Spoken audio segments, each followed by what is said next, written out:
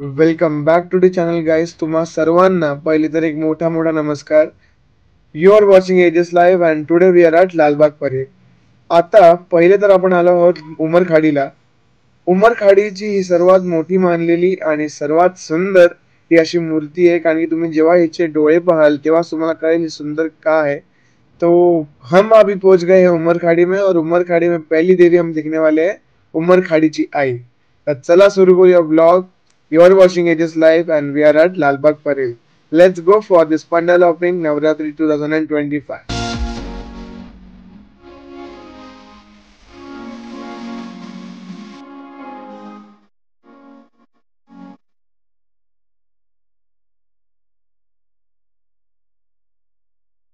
ज्या जागी ही उमरखाडीची आई बसते त्याच जागी आपला आणि सर्वांचा लाडका देव माझा उमरखाडीचा राजा हा पण बसतो. आणि जी कमिटी उमरखाडीचा राजाची आहे ती पूर्ण कमिटी या आईची पण काळजी घेते. आणि राजाची जशी प्रजा असते तशी या आईची पण प्रजा आहे. आणि दरवर्षी ही खूप मोठी मानलेली मूर्ती आहे. तुम्ही जसं बघितलं असेल तुम्हाला डोळे पाहून डोळे भरून तर आले असतीलच, हे 100% खात्री आहे मला. हेच करत करत आता आपण पुढे अजून 2-3 खूपच चांगले मूर्ती बघणार आहोत. उमरखाडीनंतर आता आपण निघतोय खेतवाडीला. खेतवाडी ही महाराष्ट्राची सर्वात मोठी आणि सर्वात मानलेली देवी, ते पण म्हणजेच मूर्तिकार अरुण दत्ते यांकडून.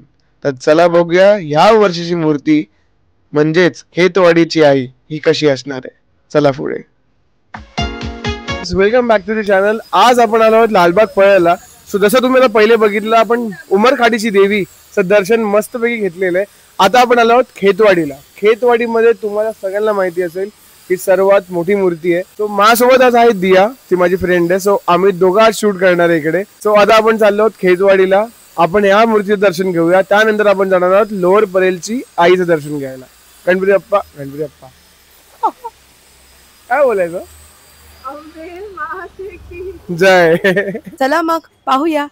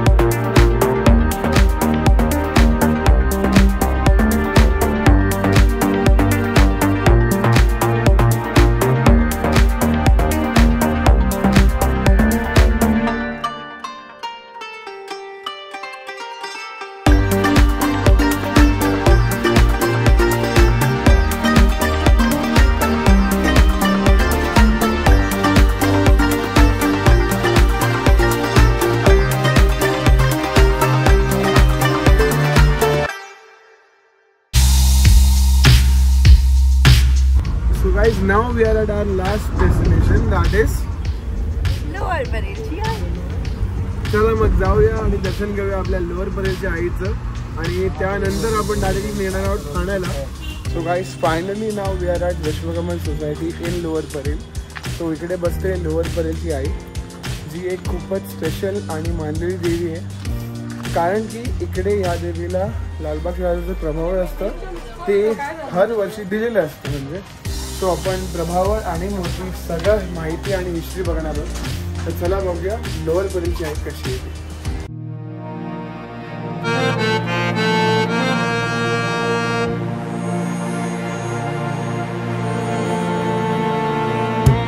सगळ्यांना खूप खूप नमस्कार. आज आपण आलो आहोत लोअर परेलच्या देवीच्या इकडे. सो हे मंडळ आहे विश्वकमल सार्वजनिक नवरात्र उत्सव मंडळ. सो बेसिकली ह्या देवीची काय स्पेशालिटी आहे, प्रभावळ तुम्ही बघत असाल इकडे, तुम्ही शूट मध्ये बघितलं असेल. 17 वर्ष झाले या देवीला हा प्रभावळ दिला जातोय आणि अशी खूप काही गोष्टी आहेत ते तुम्हाला माहिती असली पाहिजे. तर चला ऐकूया मंडळा थ्रू या देवीची काय स्पेशालिटी आहे. नमस्कार, माझं नाव विजय असो. माझं नाव पराग वाडेकर. मी या सोसायटीमध्ये गेले जवळपास 25 वर्ष राहतो आहे आणि आमच्या या देवीचा हा उत्सव गेले 48 वर्ष पूर्ण झाला आणि आम्ही सध्या 49व्या वर्षामध्ये पदार्पण आहे आमचं हे. आणि पुढच्या वर्षी आम्ही 50व्या वर्षी पदार्पण करणार आहोत. म्हणजे पुढच्या वर्षी पूर्ण असणार पूर्ण म्हणजे ऍक्च्युली तसं बघायला गेलं तर देवीचा हा उत्सव 9 दिवस आणि त्याच्यानंतर दसऱ्याचा 10वा दिवस हा एवढा उत्साह साजरा होतो. कारण आपण जर बघाल तर ही विश्वकमल कोऑपरेटिव्ह हाऊसिंग सोसायटी आणि त्याचा हा विश्वकमल सार्वजनिक नवरात्र उत्सव त्या सोसायटीची देवी एक्झॅक्टली असं आपण तुम्ही म्हणू शकाल. पण काय झालंय की याच्या आधी म्हणजे गेले 48 वर्षापासून याची जेव्हा सुरुवात झाली देवीची, त्याची रूपरेषा सांगायला गेलं तर एका देवी भक्ताच्या स्वप्नामध्ये ती देवी आली होती. अच्छा. आणि आज आपण जी मूर्ती बघताय ती मूर्ती घडवणारे त्यांचं नाव आहे रतन आंबेकर म्हणून. रतन आंबेकर. ओके. आणि त्यांचे जे गुरु होते, अच्छा, ज्यांनी पहिली देवी बसवली होती ती होती सिंहासनावरती आरूढ झालेली देवी होती. अच्छा. ओके. एकदा काय झालं, रतनच्या स्वप्नामध्ये त्याच देवीचं रूप आज जे तुम्ही बघताय अगदी जसं आलं होतं. आणि कालांतराने त्यांनी ठरवलं की अशी आपल्याला देवी घडवायची आहे. ओके. आणि ही देवी घडवताना त्यांनी आपल्या गुरूंना सांगितलं. आजही त्या गुरूंनी दिलेला जो साचा आहे त्याच साच्यामध्ये ही सिंहासनावर बसलेली ही देवी आपल्याला बघून मिळते. अच्छा. ओके. गेले बरेच वर्ष म्हणजे मी साधारणपणे ज्या वर्षापासून 1977 पासून याची जी सुरुवात झाली त्यानंतर मग या देवीला आजूबाजूच्या परिसरातून बरेचसे भक्त आपापले गाणी, आपापल्या ज्या काही नवस म्हणा किंवा जी भक्ती वंदना करायची असेल ते येत गेले. हिची महिमा हळूहळू कालांतराने जसं आज लालबागचा राजा आहे त्यांच्या मूर्तिकारापर्यंत पोहोचली. अरे वा, खूप मोठी गोष्ट. आणि लालबागच्या राजाचे जे मूर्तिकार आहेत ती जी मूर्ती आणि त्याच्या मागचं त्यांचं लालबागच्या राजाचं सिंहासन आणि त्याच्या मागची जी प्रभावळ आहे ती ही प्रभावळ हे दरवर्षी घडवतात. लालबागच्या राजाचं विसर्जन होतं आणि मग ती प्रभावळ आमच्याकडे हँडओव्हर केली जाते. ती स्टोरी कशी घडलेली, म्हणजे जेव्हा पहिला कसा वर्ष होतं ते जेव्हा लालबाग राजाच्या प्रभावळ तुमच्याकडे आलं? आमच्याच मंडळातील दिवंगत आमचे जे काही कार्यकर्ते होते त्यांनी लालबागच्या राजाच्या मंडळाला अप्रोच केलेलं. ओके. आपल्याकडे अशीच प्रभावळ पडू नये की याचं महत्व आहे. याच्या मागे मी तुम्हाला एक आध्यात्मिक म्हणा अशी एक गोष्ट सांगू शकेन की गणपतीला ज्या वेळेला आपल्याकडे गौरी पूजन होतं तेव्हा गौरी ही गणपतीच्या बाजूला विराजमान होते. बरोबर. हो. आणि मग गौरी बरोबर गणपती जातात. पण नंतर मला असं वाटतं गणपतीची ती इच्छा असावी की ज्या वेळेला शारदीय नवरात्र उत्सव साजरा केला जातो तर त्या शारदीय नवरात्र उत्सवामध्ये ज्या सिंहासनावर मला बसून माझ्या भक्तांनी मला जे काही प्रेम, भक्ती आणि याचा जो काही त्यांनी वर्षाव केला आहे त्याच प्रकारचा वर्षाव त्या सिंहासनावर आरूढ होण्यासाठी अशी एखादी देवी असावी जी आमची ही विश्वकमल सार्वजनिक नवरात्र उत्सव मधली आमची लोअर पळची आई आहे. म्हणजे विश्वकमल हे मंडळाचं नाव आहे आणि या देवीचं नाव जे आहे ते आपण आहे लोअर परेलची आई. बरं, लोअर परेलची आई हे फक्त आम्ही म्हणजे आमच्या मुखातून असं आलं नाही. जे लोक यायचे लोअर परेलला ते विचारायचे की बाबा ती लोअर परेलची माता कुठे आहे, ती लोअर परेलची आई कुठे आहे. आणि स्टेशन पासून साधारण 6 ते 7 मिनिटावरच चालण्याच्या वॉकिंग डिस्टन्सवर असल्यामुळे स्टेशन पासून लोक असे सरळ यायचे आणि मग त्यांना या देवीचं दर्शन हे मिळायचं. अच्छा. तर मग एवढे वर्ष झाली हे तुम्ही जेवढे पण सोसायटीची कमिटी आहे तीच चालवते की अजून काही लोक आहेत जे याच्या कमिटीमध्ये आहेत?